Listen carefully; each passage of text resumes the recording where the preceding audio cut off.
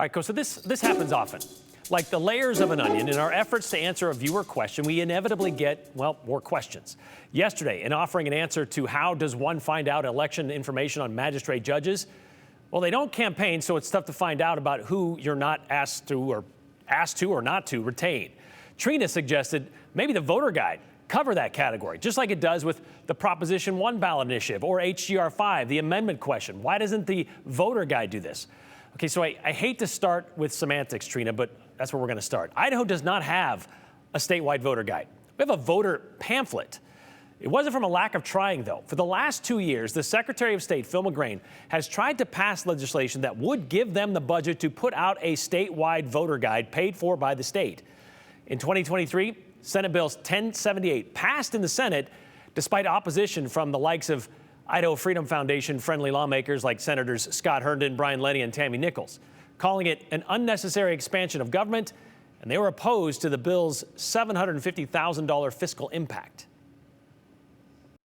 What I see us doing here with this bill is providing a service, a good service, but a service that's already covered adequately by the private sector.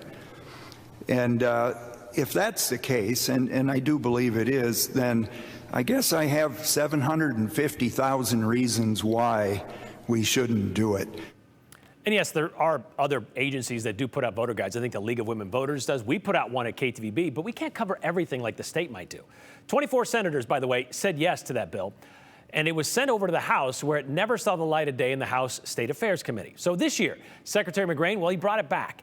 But he figured out a way to not cost $750,000 and instead squeezing the cost of a voter guide under a different budget. The same appropriation that covers the voter pamphlet in even number years, and it would only cost $350,000 for each following year.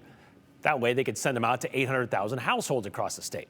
Once again, the voter guide bill passed the Senate, but once again, it died in the House State Affairs Committee. For the second year in a row, Representative Brent Crane, the chair of that committee, didn't even give the voter guide bill a hearing.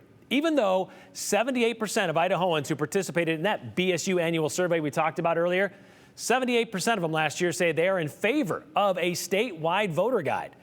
So instead, as we mentioned, we do have a voter pamphlet, something the state has put out for decades. The pamphlet, though, is intended to offer information on statewide issues like initiatives, propositions, constitutional questions, that kind of stuff. Not candidates, and certainly not candidates that are specific to certain areas of Idaho. As it stands now, the voter pamphlet is 20 pages long. So can you imagine how long it would be if it had to include information on all 101 of Idaho's magistrate judges? So, Trina, that is why Idaho does not have a voter guide and why Idaho's voter pamphlet does not cover ballot items like magistrate judges.